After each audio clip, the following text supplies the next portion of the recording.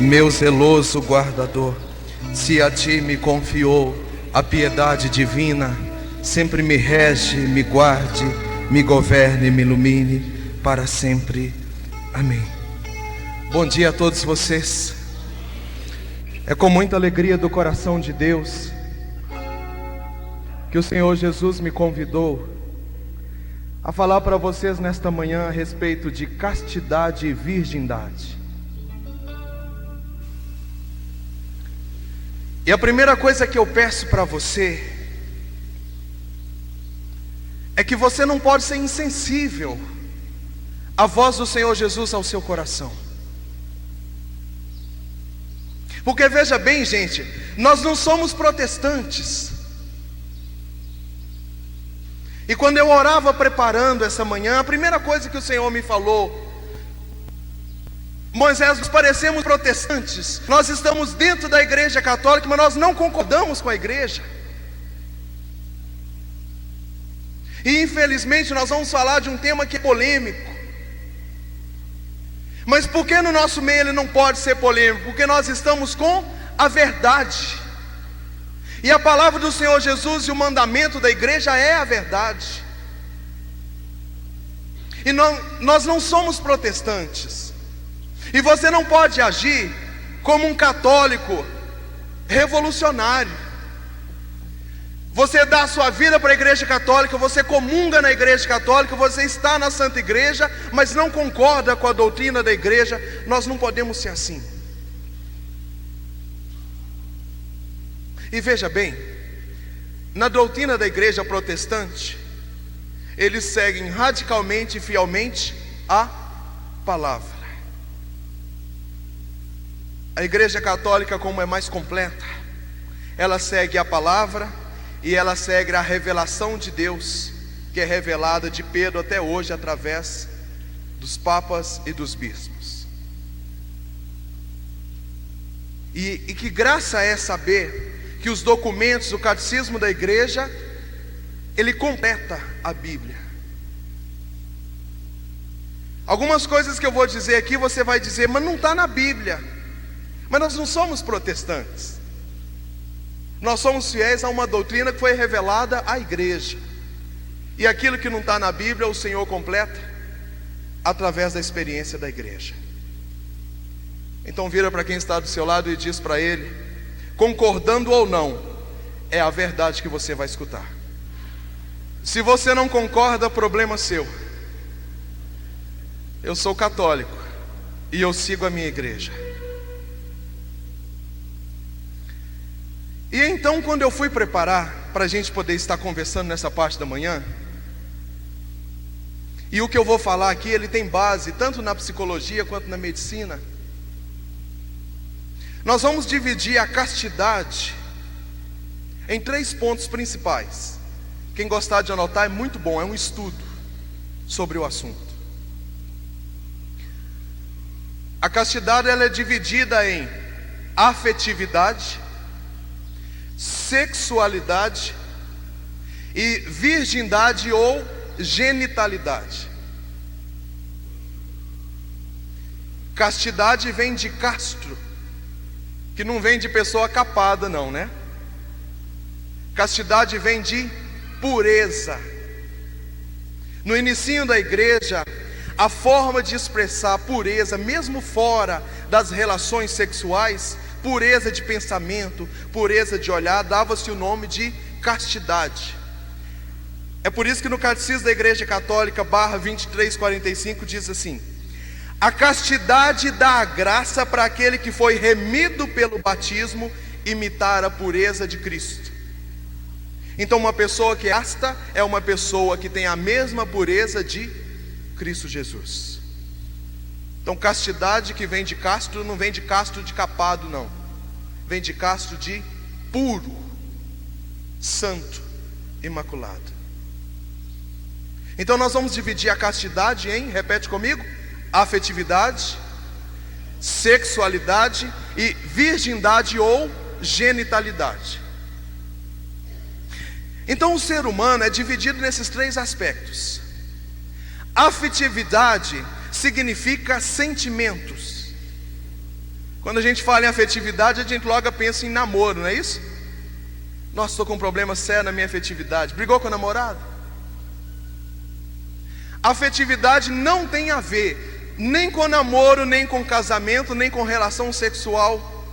A afetividade tem a ver com sentimentos e emoções. É a sua maneira de sentir-se amado e expressar amor.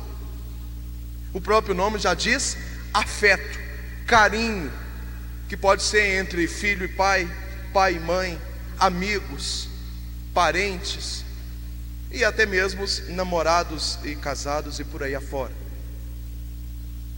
Mas nós vamos ficar só na parte afetiva, na parte dos carinhos, das emoções, dos afetos. E aí nós vamos encontrar então o primeiro problema.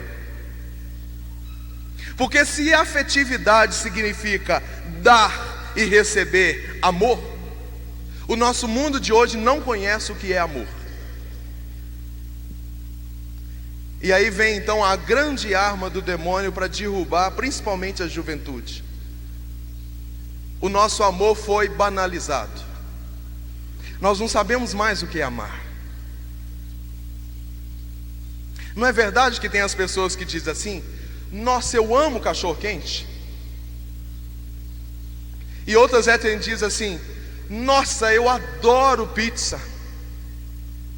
Não é assim que a gente fala?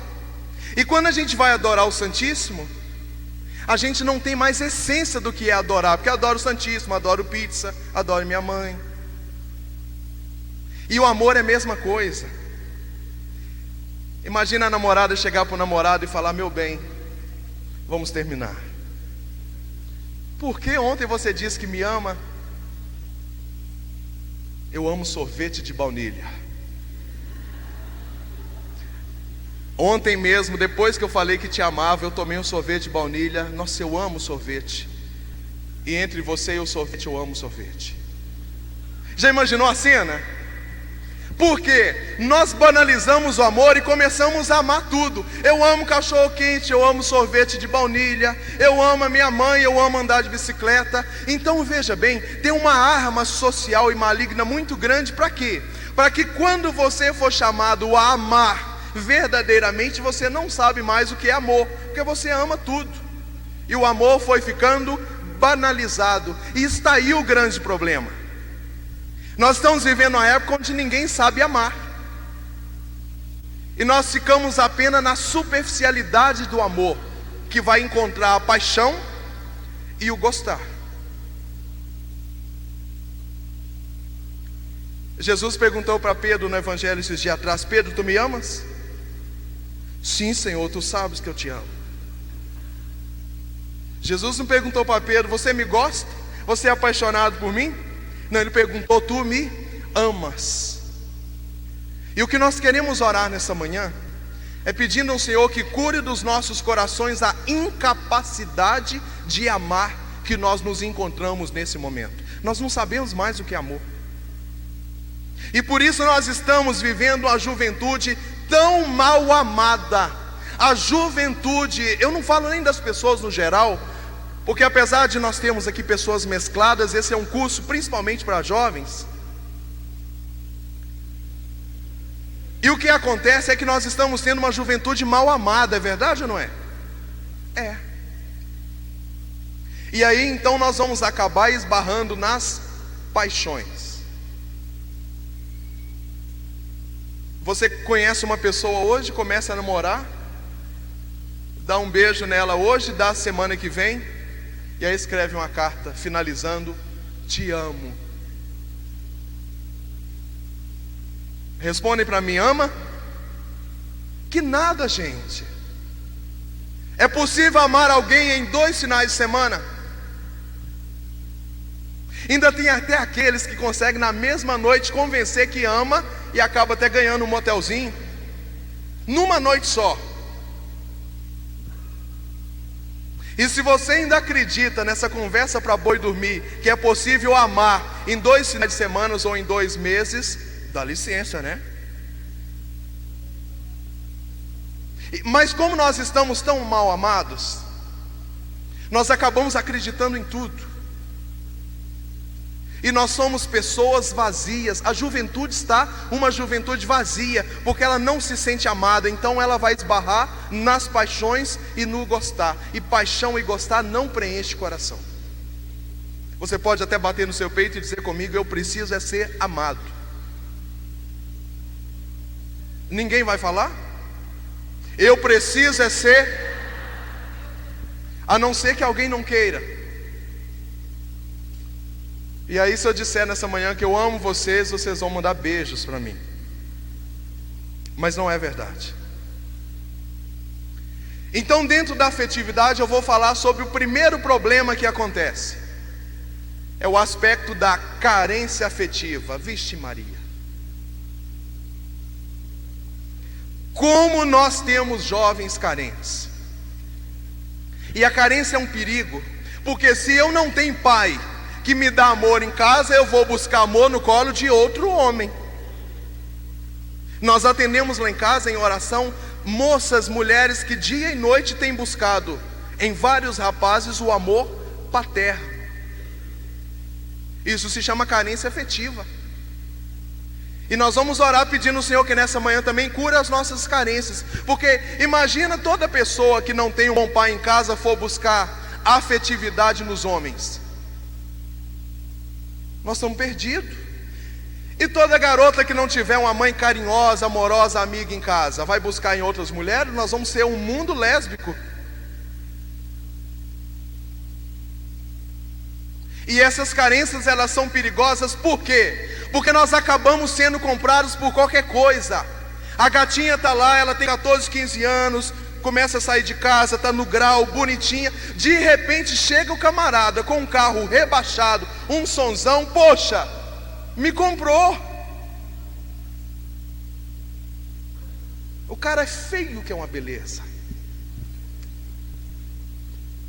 Mas andar de carro com som escrachado, passar no centro da cidade, abastece momentaneamente a minha carência. Ah, meu Deus do céu, quando eu vejo aqueles boy com carro eu imagino que deveria ter um plaque dizendo: pai, me dá colo, mãe, me beija. Porque isso é problema de carência, não é nem falta de conversão, é carência afetiva. Isso agora é doença, a medicina está trabalhando através da psiquiatria para tratar isso. Carência é doença. E existem pessoas que, se não forem curadas no Senhor Jesus, elas são compradas por som de carro alto, elas são compradas por dinheiro, elas são compradas por presentes. Tem pessoas que são compradas por flores. Ninguém me ama, ninguém me quer, eu sou gordinho.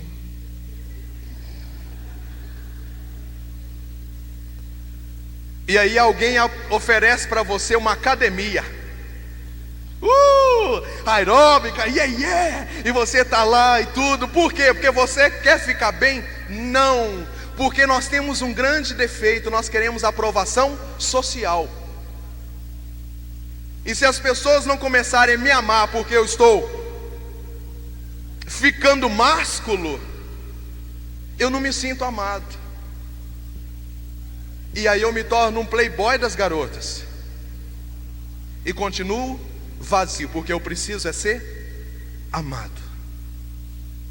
Então eu vejo, por que cresceu tanto o número das academias? Por que cresceu tanto o número de outros esportes? De medicinas alternativas? Porque é uma forma de trabalhar o ego, de trabalhar a carência afetiva, de você se sentir amado. É claro que muitos estão preocupados realmente em emagrecer, que é até o meu caso, mas que não tem dinheiro para pagar a academia, vou continuar assim. Também não tem tempo para fazer caminhada. Mas muitos estão querendo curar suas carências. Então, no campo da afetividade, que é o nosso primeiro assunto, qual que é a primeira arma da impureza para nos destruir? Carências afetivas. Pergunto para quem está do seu lado: você é carente?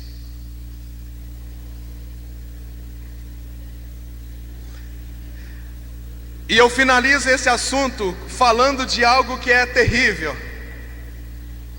Viu, renovação carismática? Cuidado, viu?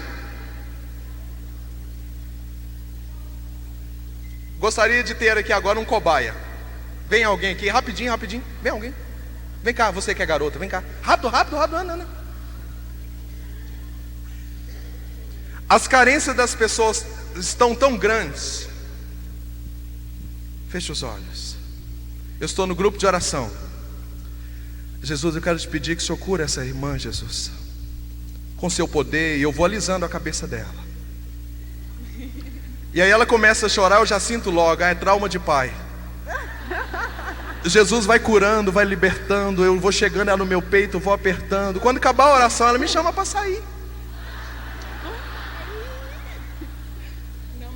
Precisa ficar vermelho não, que não é com você, não.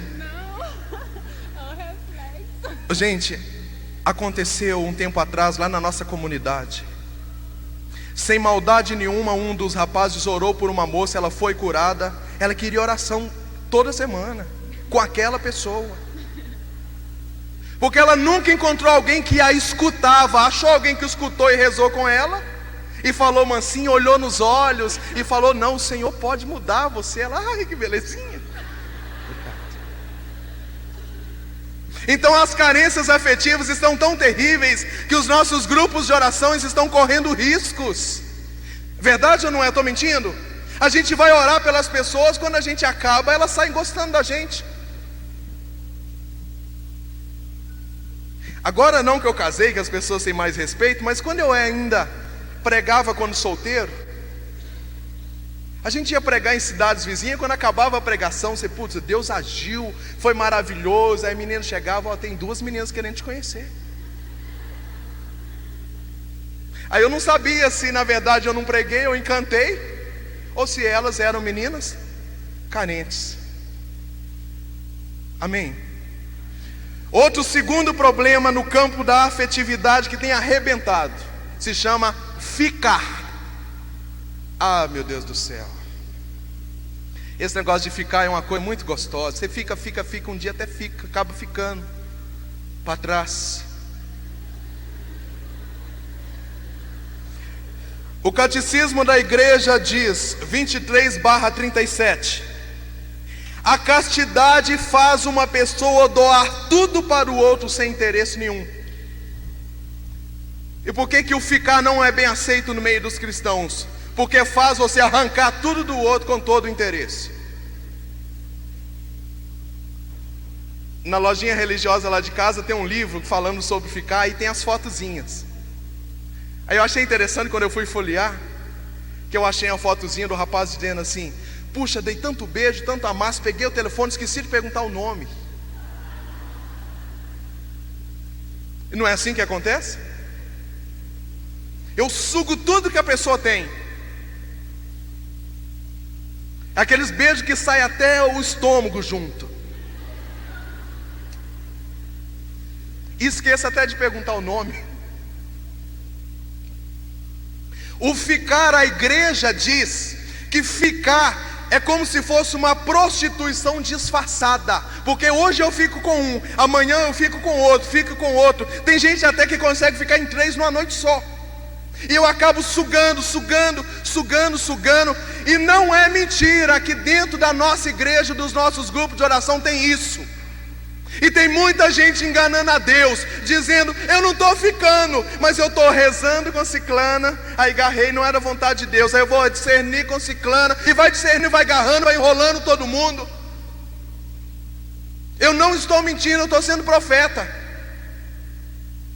O ficar invadiu nossa igreja, e você com a mentalidade idiota do mundo, nós estamos contra a igreja, porque ficar não convém aos cristãos. E só nós sabemos, porque nós atendemos na nossa casa garotas que estão arrebentadas por essa palhaçada do ficar. Porque na verdade elas querem ser amadas. O rapaz não olha no olho dela, não fala legal com ela, dá uns amassos. E veja bem, eu não estou nem falando de sexo, de passar a mão, não estou falando de mão no peito, não estou falando disso não. Eu nem parti ainda para o campo da genitalidade, está mais para frente. Nós estamos na afetividade. Emocionalmente cria um buraco, você machuca a pessoa, você arranca dela todo o que tem. E é de praxe chegar na nossa casa garotas dizendo: ninguém me ama, eu me sinto jogada, usada. e nem teve relação sexual. O ficar não é cristão. E você que anda ficando, nós estamos a caminho da prostituição. Além do mais, que existem os ficares ardentes. Sai de baixo. Sai de baixo. Normalmente a gente fica onde? Fica encostado no muro, fica dentro do carro, fica em cima da serra, fica debaixo da árvore, fica encostado no padrão, no muro chapiscado. É mais gostoso, gente, claro que é, não é isso? E é assim que funciona a coisa. E outro dia eu fui dar uma palestra na escola e eu falei: se você quer achar mulher para casar, não vai achar ficando em festa não, que a gente não se acha esposa ficando com mulheres em festa. Eu não encontrei minha esposa em forró, que eu chamei ela para dançar, fiquei com ela, acabamos namorando e casei. Não foi. O Senhor me deu a minha esposa, eu não fui buscar ela ficando não. E se você, e inclusive se tem pais aqui, mães, cuidado, porque nós estamos levando nossos filhos para o inferno. Quando eu ia casar, minha família falou assim: você tem que namorar mais, tem que aproveitar mais a vida, namora mais, experimenta, para quando você tomar uma decisão, você tomar uma decisão certa. Eu falei: ah, minha mãe, mas se eu continuar ficando para experimentar, eu nunca vou casar, porque ficar é bom, é sem compromisso, é moda. E se você quer ser santo e quer ter um marido e uma esposa digna de estar ao seu lado, não vá procurar o seu marido, a sua esposa, o seu pretendente ficando nas noites. Eu estou sendo radical em dizer: a gente não acha esposa e marido na noite não. Vira para quem está do seu lado: eu espero que você não esteja incluso nesse assunto. E para finalizar esse assunto, eu diria: o ficar causa problemas emocionais terríveis. Você já foi num consultório psicológico? Sabe o que mais tem fazendo terapias hoje? Homens e mulheres mal amados, usados, jogados, desiludidos, chutados, porque investiram tanto numa pessoa, mas não se sentiram amados, investiram só no gostar e na paixão. Amém? O Senhor foi me revelando que os dois principais assuntos complicados na área da afetividade são esses: carências afetivas e ficar, que é o que o demônio mais quer incutir como impureza na sua vida. Então nós vamos passar para o segundo campo. Depois da afetividade vem a sexualidade. Sexualidade, gente, não tem nada a ver com sexo.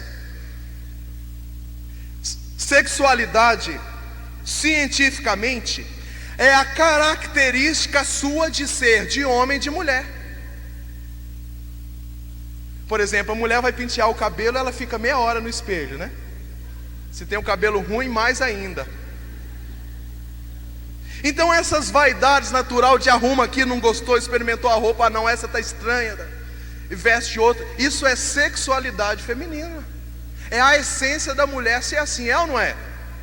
É claro que tem as exceções. Tem aquela que são meio machona, que joga a blusa, ah, tá bom, né? São meia dúzia. Mas isso é sexualidade. Forma de pentear o cabelo é sexualidade. Forma de andar é sexualidade feminina. Assim como os homens. As mulheres sabem muito bem as características dos homens, né? Deixa a escova molhada em cima da pia, não coloca na caixinha. Vai para o quarto vestir roupa, esquece de estender a toalha. Todo homem não é assim? Tem meia dúzia que não é, mas isso é sexualidade masculina. Então sexualidade é a característica que você e eu trazemos como menino e menina, rapazes e moças, homem e mulher. Então sexualidade não vem de sexo. Na verdade vem, mas assim, sexo masculino, não sexo, relação sexual. Sexualidade vem de característica. O que você traz de feminilidade é sexualidade feminina. O que eu trago de masculinidade é sexualidade masculina. E a sexualidade é interessante porque ela é natural, nós nascemos com ela, mas veja bem, quando nós ultrapassamos os limites da sexualidade para os exageros, aí nós começamos a ter problema. E vocês vão achar muito interessante qual é o primeiro problema na área da sexualidade. Se chama piercing. Piercing não tem nada a ver nem com rock, nem com falta de conversão. Piercing tem a ver com sexualidade. Eu não estou dizendo só do piercingzinho, aquele negocinho, não. Estou dizendo as correntes penduradas, entra nesse ouvido, sai nesse, vem aqui assim. A corrente de pendurado aqui, que sai de um dedo, vai no outro. Daqui um dia tem gente andando com algema na rua, é radical. Eu não estou falando do brinco. Vocês estão me entendendo? Eu estou falando da atitude sexual do homem ou da mulher de mostrar radicalismo. Então veja bem, a garota que usa 1, 2, 3, 4, meia dúzia de piercing, um negócio de pendurado, vem aqui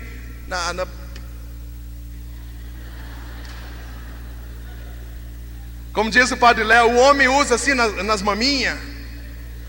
A mulher usa também, mas ninguém vê, mas usa no umbigo, no dedinho do pé, na língua. Qual que é o desejo daquela pessoa? Mostrar que no meu sexo masculino eu sou mais do que radical, eu sou federal. Mas a mesma pessoa que apoia o piercing, apoia o ficar, apoia o sexo antes do casamento. E aí ou vai pro funk, ou vai pro rock, ou vai... Tem gente que é apaixonado por sertanejo que usa piercing? Não tem piercing com sertanejo, não combina. Então o piercing é uma característica de uma pessoa que quer mostrar uma sexualidade radical. E aí está o problema. Ele acha que ele usando piercing ele vai ser livre. Eu sou a favor de tudo, eu sou liberal. Mas no fundo ele é alguém preso, porque ele fugiu do patamar da sexualidade dele. Então ele é mais que homem, ele é um homem sexualmente radical. E por isso é esse trem feio que é. E a mulher também. Quais são aquelas mulheres que de pendura piercing, passa corrente, sai aqui, vem? Por que elas fazem isso? Elas são aquelas mulheres machas, é verdade ou não é? Já está até na moda agora a mulher deixar a calça cair no meio da bunda. Outro dia eu vi na rua, a mulher deixa a calça cair, sobe a calcinha. É moda, para a pessoa ver a renda da calcinha. Vocês não viram ainda? Vai ver, 7 de agosto está assim já, menino. Então a menina, ela quer mostrar o quê? Ela perdeu a sexualidade feminina dela. Ela não é aquela menina sensível, doce. Ela não tem mais aquela característica feminina, de fêmea, feminino, de ser singela, de detalhe. Ela é uma moça mais grotesca, parece um homem, não é isso? Mais durona, mais largadona. E qual é? Vem a gíria. Então ela ultrapassou a sua sexualidade. Então quando você vê alguém exuberante nos piercings, pode saber, o coração dessa pessoa ultrapassou, começou a faltar o equilíbrio da sexualidade, quer dizer, da sua essência de ser rapaz e de ser moça. Vocês estão me entendendo? Vocês estão me entendendo? É assim mesmo ou não é? É assim. Então a igreja não tem nada contra o piercing, mas a igreja afirma e sabe que uma pessoa que quer ser radical, federal, com toda essa parafernália, é alguém que está querendo demonstrar que ele é livre. E aí vale tudo. E aí foge da doutrina da igreja, porque a sua sexualidade está deturpada, alterada, fugiu da essência. Não olha para quem está do seu lado não, porque de repente tem alguém com piercing aí. Ai meu Deus do céu. Brincadeira. Vocês estão me entendendo então, gente? Amém? Outro aspecto interessante. De vez em quando eu vou olhar minha colinha aqui, porque eu anotei passagens bíblicas e do catecismo. Para terminar esse negócio do piercing, primeiro, porque é feio com força. Segundo, que vai deixando a pessoa cada vez mais diferente da face de Deus. Ela vai parecendo muito mais qualquer outra coisa. E olha, nós estamos em Sete Lagoas, Matozinhos e região, mas igual eu morei em São Paulo, a coisa é mais complicada, gente. Tem gente que usa argola no nariz, e do nariz tem uma correntinha que emenda que está na língua. Tem uma moda agora para rico, das pessoas que estão fazendo cirurgia plástica para alterar os seus lábios. E nem de hardcore. É coisa de pessoas que estão querendo mudar a aparência, colocar ponta no nariz para parecer mago. No nariz não, na orelha.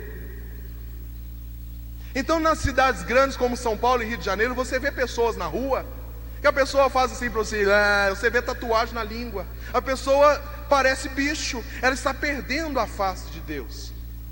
E o que o demônio mais quer é isso, é fazer com que você não pareça com Jesus. É por isso que o cabelo grande pode, se soltar fica parecendo Jesus. Brincadeira.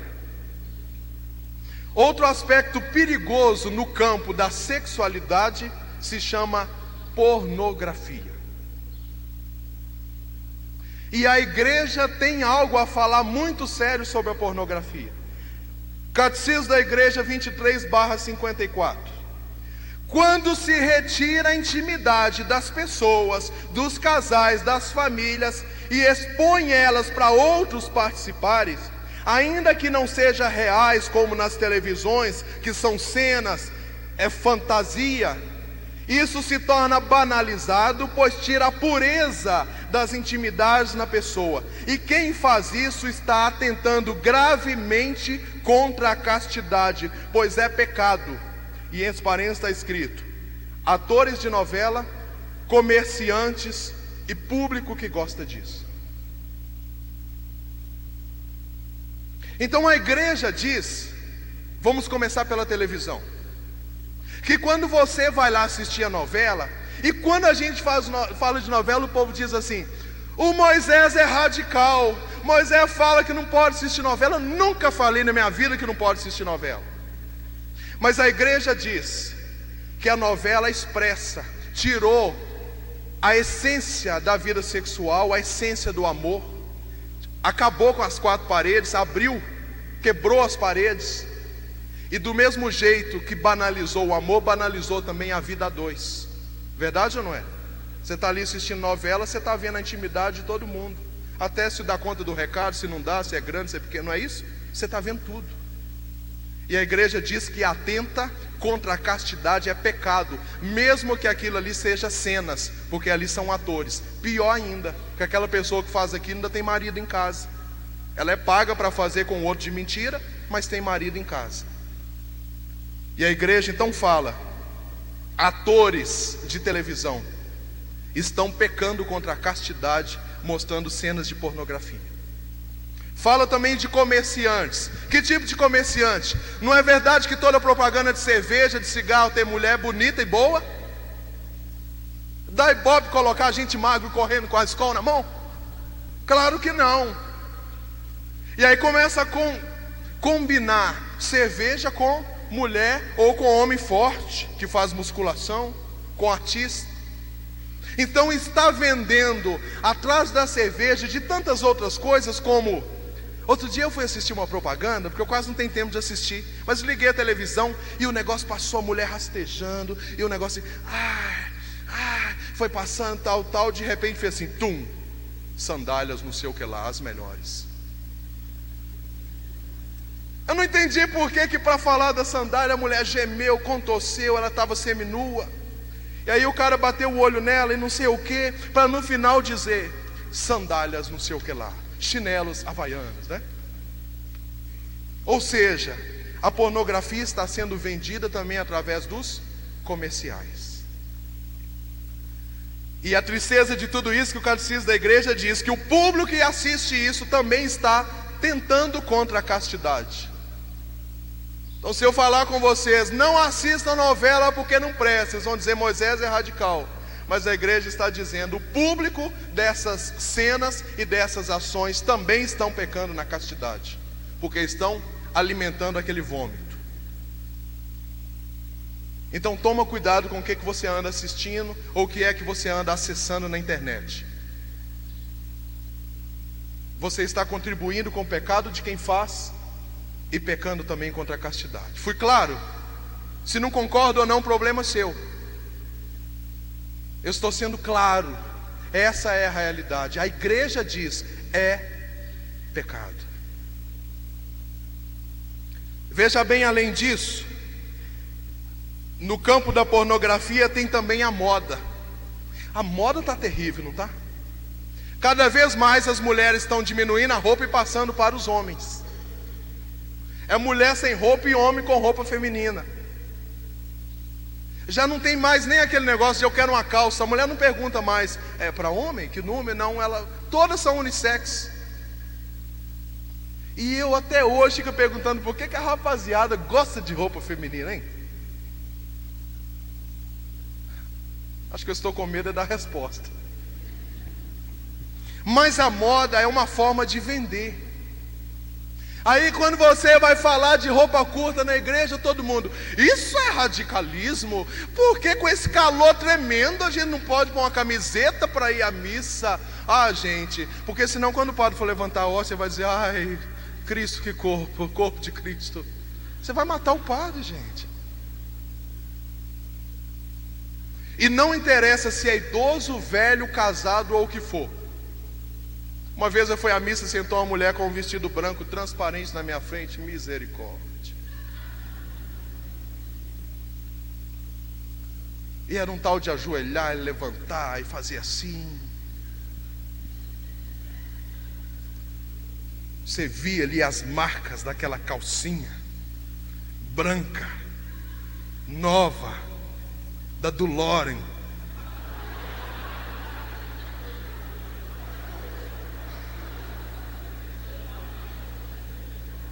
Louvado seja Deus, que já tem 10 anos de caminhada que eu estou trabalhando a minha castidade. Eu vou encerrar essa pregação com o meu testemunho. E eu não pequei, mas eu fiquei com dó dela. Porque se tivesse ali aquele marido que custa ir na igreja, que já é sem vergonha, sentou ali atrás, ele ia com certeza comungar na igreja, o corpo da mulher. E se já não bastasse as cenas da televisão, se já não bastasse a moda, outro problema nesse campo da pornografia, nós estamos falando da sexualidade, é a música. Gente, música tem muito a ver com momentos. Quando a gente fala, não escuta a música do mundo, porque o Moisés é radical. Cá para nós, eu nunca gostei de um sertanejo não, Deus me livre, eu gostava de rock.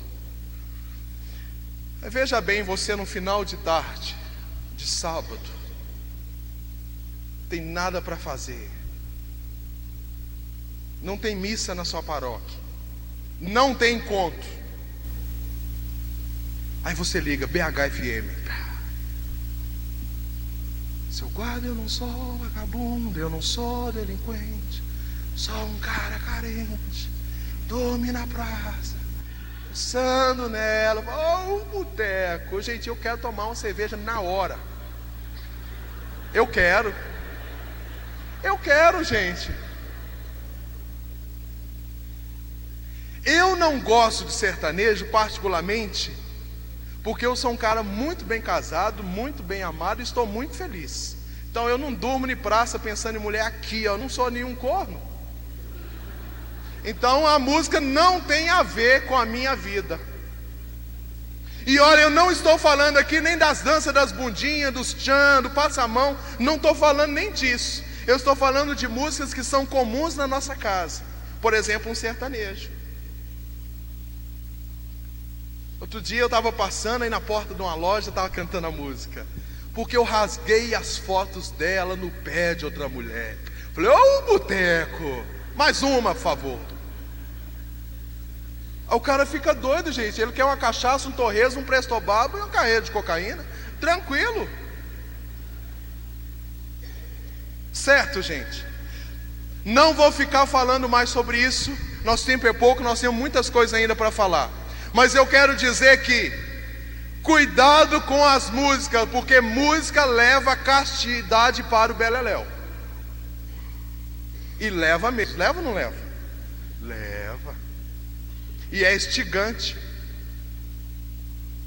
E a gente é pego às vezes através pelo ritmo. E tem até aqueles cristãos mentirosos que dizem assim: não, eu não ligo muito para a letra, não, o ritmo é que é gostoso. É claro, o demônio já faz o negócio tudo maquinado. Se não te pegar pela letra, pega pelo ritmo, pega pelo ambiente. E aí você vai para o beleléu. Saindo do campo da pornografia, nós estamos falando de sexualidade. Outra coisa muito presente na nossa vida se chama homossexualidade, masculina e feminina. Esse assunto é polêmico, entre aspas, porque a igreja tem uma posição em relação a isso.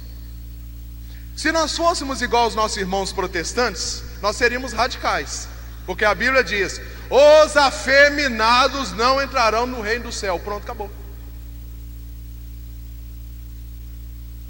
E a Bíblia ainda diz: Deus criou o homem, criou a mulher. Deus não falou, Deus criou as boiolas. Não falou isso. Falou, criou um homem. Então a Bíblia é radical. Mas a igreja, tentando amar as pessoas,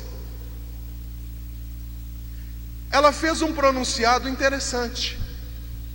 Porque veja bem, também está na área da sexualidade o problema do homossexualismo. Por quê? A pessoa que é lésbica ou homossexual, ela assumiu uma sexualidade fora dela. A psicologia vai explicar que tem muitas pessoas que estão nesse mundo porque foram fabricadas pela família. Eu já atendi homossexuais que foram fabricados pelos pais. Os pais foram tratando aquele menino desde pequeno e fez dele uma mulher. E eu vou falar sempre mais do homem, porque eu convivo muito mais com homossexuais do que com lésbicas. E não é nem preciso ser psicólogo para saber disso. A gente atende na nossa casa diariamente muitas pessoas em cura e libertação, e eles sofrem com isso. Sofrem muito, e pedem ajuda e querem sair, mas muitas vezes não conseguem. E nós já até atendemos homossexuais que são culpas realmente dos pais. Contei aqui uma vez no encontro de cura e libertação. A família fica lá: eu quero uma menina, eu quero uma menina. Não, se não for menina, eu não quero. O coitado nasce menino, quando cresce já tem toda a área psicossomática. Vem o trauma do menino: eu só sou amado se eu sou menina, porque eu sou uma tragédia. Meus pais queriam menina, eu vim menino. Então desde pequeno o garotinho tem aquele jeitinho de menina. Por quê? Porque desde feto escuta: eu quero uma menina, eu quero menina. Ele se sente obrigado a ser menina. Então, olhando pela ciência, a psicologia, a medicina, a psiquiatria, e pela nossa experiência em atender casos em direcionamento com libertação, o 90% dos casos de homossexualismo e lesbianismo são casos oriundos de traumas, criação, problemas, como por exemplo, a pessoa foi abusada sexualmente por um tio, por um pai na infância, não se aceita, tem aquilo engasgado, nunca contou para ninguém. E ele traz então aquela tendência a prender-se àquilo. E aí você que é cristão fica: não, tem que liberar mesmo. Ou cada um tem direito de escolher a sua opção sexual. E nós estamos lá dentro da igreja dizendo: cada um pode ser o que quer. Libera mesmo o casamento dos homossexuais.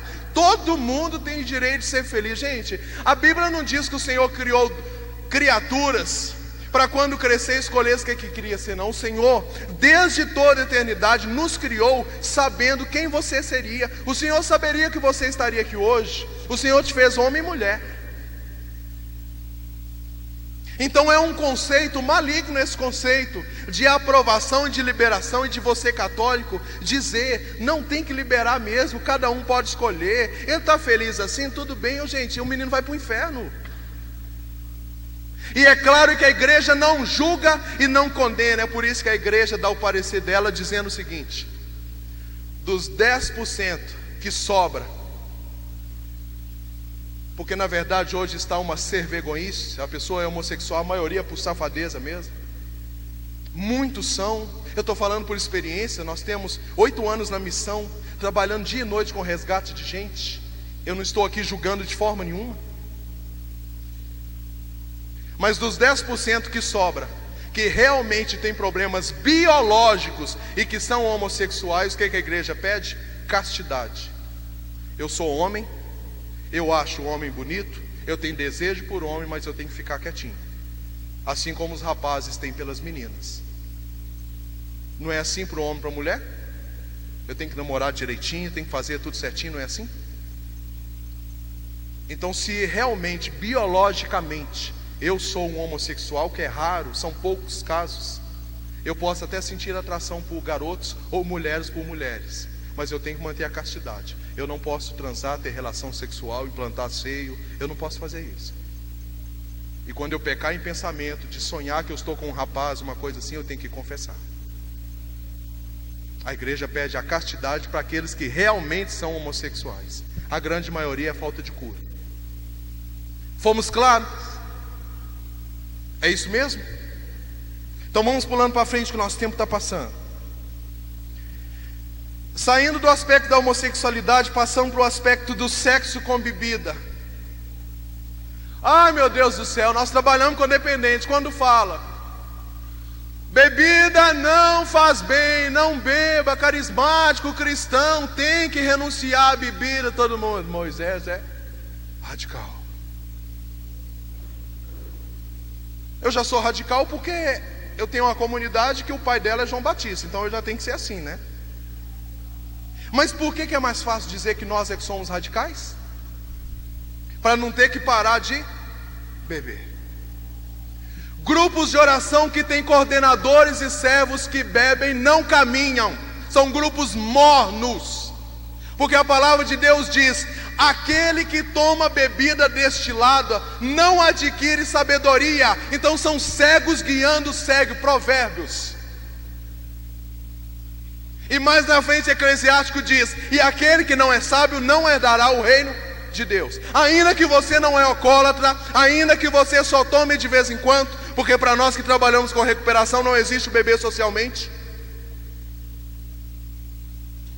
E falando no campo da castidade, quem bebe nunca vai conseguir castidade, porque a bebida mexe biologicamente conosco. Até padre que cair na besteira de tomar vinhozinho, de tomar cervejinha, quando passar a menina ele vai olhar, porque a pessoa perde os sentidos. Então nós não estamos aqui falando que beber é pecado, mas eu estou dizendo, aquele que bebe, é claro, no campo da recuperação ele tem uma forte tendência a futuramente nos procurar pedindo ajuda, porque está bebendo muito. Mas o nosso papo não é esse. Então, olhando pelo campo da castidade, quem quiser ser santo vai ter que cortar a bebida. É praticamente impossível. Eu tenho uma pregação em fitas, que a gente tem um material da comunidade, e essa fita ela foi uma das mais vendidas, e o tema dela é sexo e drogas, sexo e álcool, a devassidão do demônio na nossa casa. Se não pega pelo sexo, pega pela bebida, porque os dois fizeram uma dobradinha. Assim como café e cigarro andam juntinho, não andam?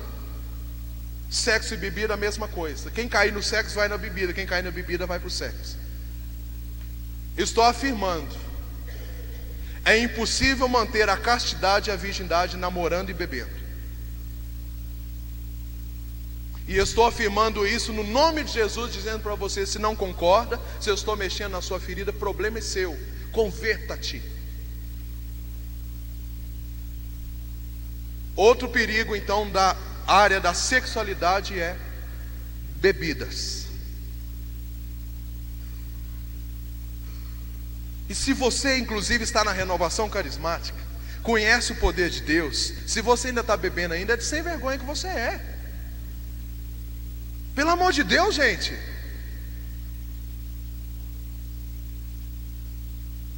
Nós estamos cegos guiando cego. Nós vamos falar de Deus para quem? Amém? Nosso tempo é curto. Nós temos que orar muito ainda. Último campo então. Falamos da afetividade, falamos da sexualidade, agora nós chegamos na genitalidade ou virgindade. Então a genitalidade ou a virgindade é a nossa área biológica física. Não tem nada a ver com amor, não tem nada a ver com afetividade, com sentimentos, não tem nada a ver com sexualidade, é biológico, é físico.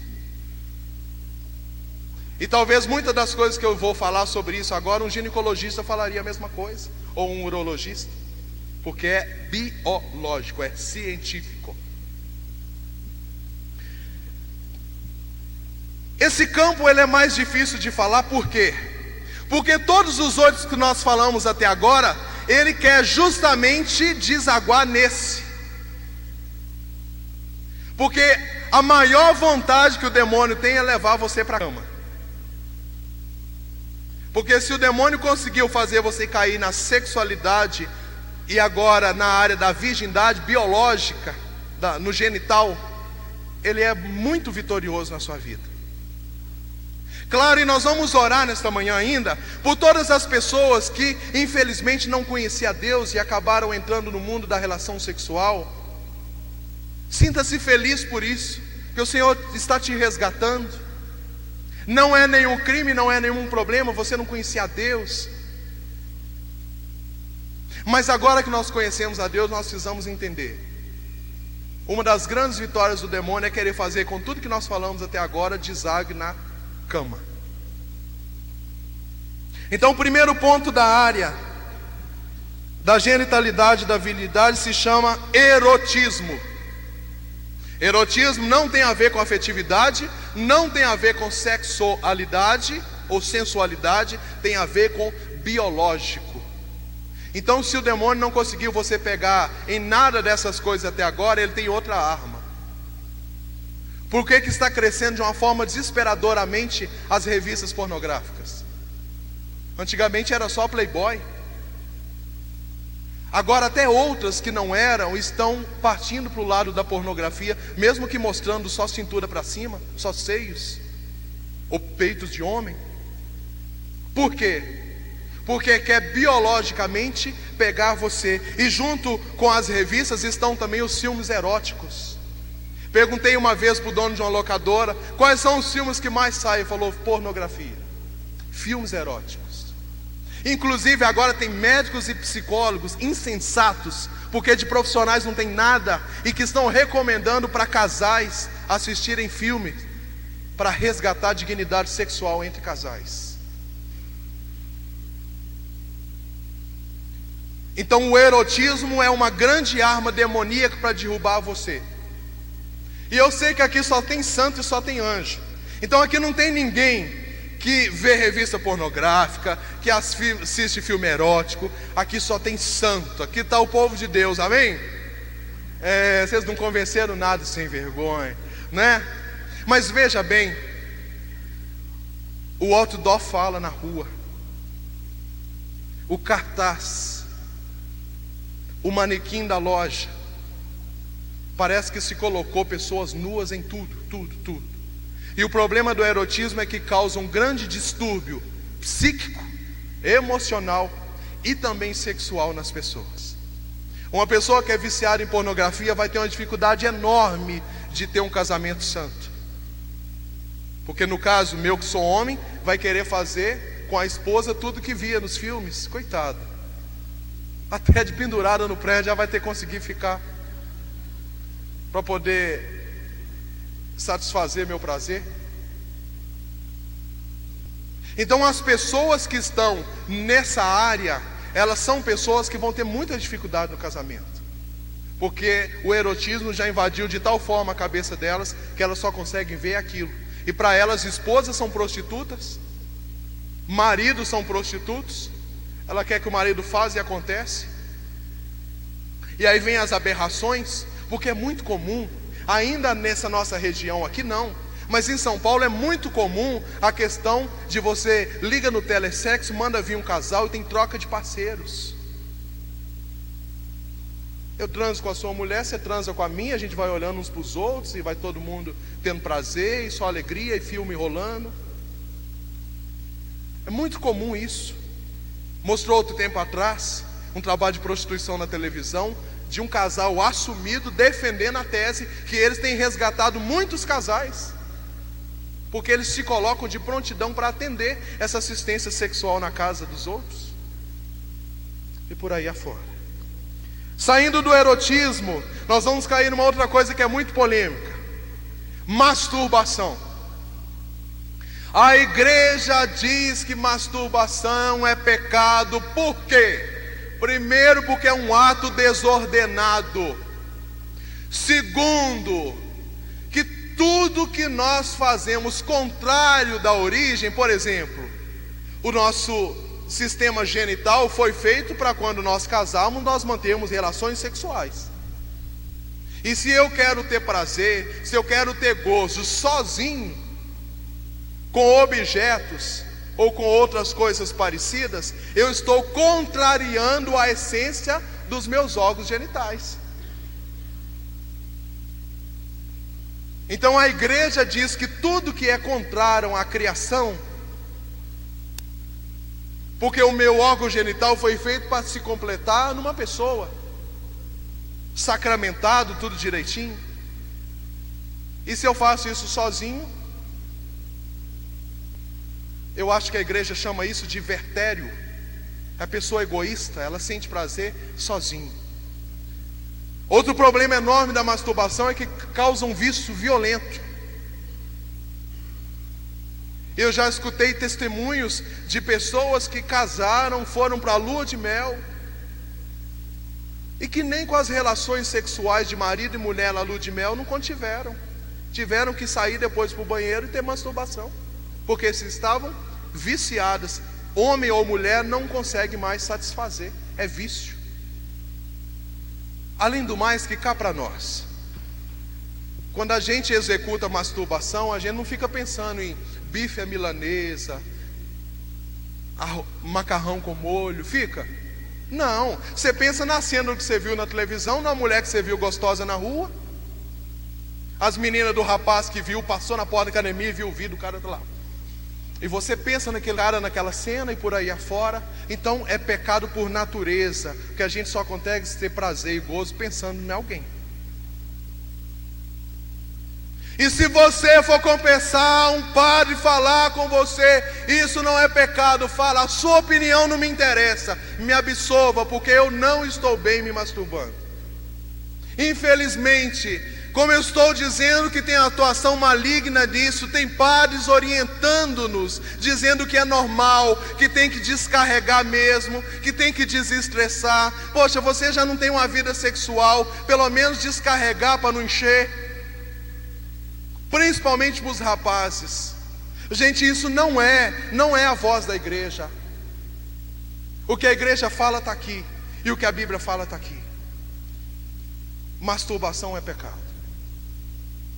E vicia e traz problemas enormes depois que a pessoa casa. E eu sei do que eu estou falando. Os últimos assuntos que nós estamos chegando: o aspecto da fornicação. O que é a fornicação? Sexo antes do casamento. Ah, meu Deus do céu. Se ficar, arrebenta com a pessoa, imagina o sexo. E quantas pessoas hoje nós temos atendidos arrependidas, porque infelizmente entraram no sexo, têm a consciência pesada hoje de que já não são mais virgens. Tantos problemas psicológicos, emocionais e psiquiátricos causam principalmente na garota que tem relação sexual antes do casamento. É pecado grave. A Santa Igreja diz, Catecismo 23:53, é um escândalo um jovem que se perde antes do casamento. Escândalo é pecado, sim. E a gente acaba tentando tampar o sol com a peneira. E aí vem a onda da camisinha. É provado cientificamente que a camisinha nem previne a AIDS e nem segura a gravidez. E você acha que ter sexo responsável é usar camisinha. Então é pecado porque está tendo sexo, e idiota porque acredita na camisinha. Por quê? Para poder evitar as consequências da relação que é um filho. E quantos filhos hoje nós temos atendidos que nasceram de descuidos? Foram dar ali uma trepadinha, não deu certo, camisinha estourou, engravidou, nasceu eu. Hoje eu me sinto rejeitado porque ou os meus pais casaram a pressas, ou casaram sem amor, ou amaziaram a minha mãe, a mãe solteira. Eu sofro, e produção independente de Xuxa não convém com o meio cristão. Filho criado sem pai tem problema. Filho que nasceu de descuido de motel tem problema, gente. Nós não podemos ser insensíveis. Ainda que pegue o fogo, ainda que você tenha que fazer tantas coisas como São Francisco fez. E eu posso falar porque eu já fiz. Na hora que a coisa pega, você sai correndo. Francisco atirava na geleira. Eu estou testemunhando. Nos meus namoros eu já tive coragem de colocar gelo na roupa, para dizer para o Senhor: eu não vou ceder, eu não vou ceder. Porque a igreja afirma: é pecado, sim. Saiu numa revista esses dias para trás falando das doenças sexualmente transmissíveis. Porque se você não tem relações, até mesmo por medo de engravidar, e aí vem o rela-rela e o sexo oral, está tão crescente como a AIDS, câncer de boca e doenças tristes por causa de sexo oral. Porque a pessoa que faz isso antes do casamento, ela tem vários parceiros. Hoje ela faz comigo, mês que vem outro está amando ela, ela acha que pode se entregar porque já está amando, faz a mesma coisa, e vai ficando aquele rala e rola, aquela coisa horrível. E será que ainda tem alguma garota, algum rapaz aqui acreditando em conto de fada?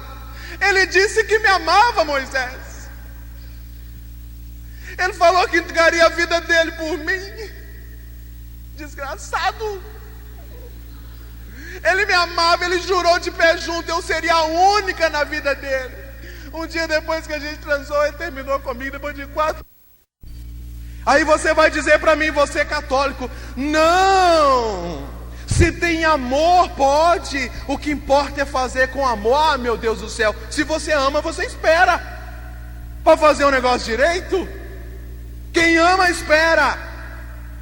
Sexo antes do casamento não é prova de amor, é prova de safadeza, mau caráter. Você que está levando homem e mulher no bico para ir para a cama, que isso? E nós jovens, principalmente você cristão da renovação carismática, não brinque mais com isso. Não brinque. E vai prestar atenção nos lugares que você está namorando, no rela-rela. Eu até digo, eu tenho ido em muitos encontros carismáticos, o pessoal mais beija do que reza. Vai para trás do Santíssimo, vai para trás de palco, vai bater papo em lanchonete, ficar namorando, vai namorar na sua casa. Eu contava para as meninas essa semana que eu fui fazer um curso de sexualidade e afetividade 7 anos atrás, lá na comunidade Vila Régia, em Belo Horizonte. Tem um amigo meu que no encontro de sexualidade e afetividade de 3 dias conseguiu agarrar 3 meninas lá dentro. E é assim que a gente se comporta dentro da igreja. E eu não vou ficar aqui defendendo o sexo antes do casamento. Você sabe muito bem. Porque além da camisinha tem a consequência do aborto, tem a consequência da AIDS. Qual que é o remédio para a AIDS? Castidade. Vamos aprovar a lei do aborto? Não, gente. Temos que aprovar a lei da castidade. Aborto é nada mais, nada menos que irresponsabilidade de sexo fora da hora. E por aí vai. E para a gente ir finalizando, porque nós ainda vamos rezar.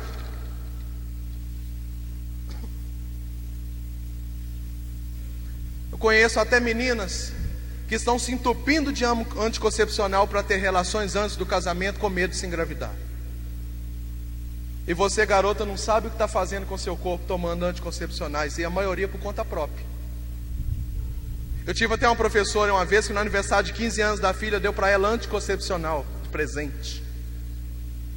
E é muito comum, né? Você já vai sair, benção pai, filho está levando a camisinha, cuidado, hein? A AIDS está aí. Então nós temos muitos pais que são cobras, que são demônios na vida dos filhos, que não ajudam e atrapalham. E último aspecto para mim finalizar aqui.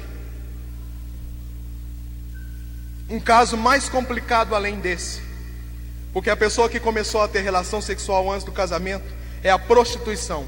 Prostituição não é a pessoa que mora na zona, não, viu? Prostituição é quando a gente anda tendo relação sexual por aí com uns e com outros, principalmente depois do casamento. E a igreja afirma: adultério é pecado mortal. Se a pessoa morreu, Jesus voltar e pegar a pessoa em adultério, caixão, vela preta, não tem nem conversa. Não tem nem conversa. Isso se chama prostituição. E cá para nós, para a gente finalizar, uma pessoa que não consegue segurar o sexo antes do casamento, depois que casa, não segura também fidelidade à esposa não, viu? Você está transando com seu namorado, com a sua namorada, depois que casar, coitado de você, viu? Porque a porta aberta para o pecado já foi aberta.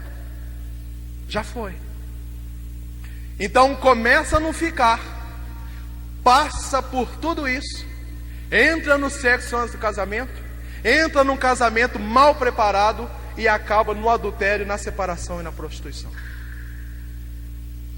Eu quero dizer para vocês que eu creio que aqui tem muito jovem que já está vivendo a castidade e a virgindade nos 3 setores que eu falei. Eu creio. Eu nem vou pedir para levantar, mas se pedir aqui para levantar os homens que têm sido castos, muitos vão levantar. Mulheres também. Eu sei que muitos que estão aqui não estão vivendo isso, mas querem fazer nessa manhã esse propósito de viver. E muitos já viveram e desiludiram e acabaram caídos, e estão até hoje caídos. Eu quero dizer para todos vocês, irmão e irmã, Jesus não condena você, mas o Senhor quer fazer de você um santo ou uma santa. E eu estou então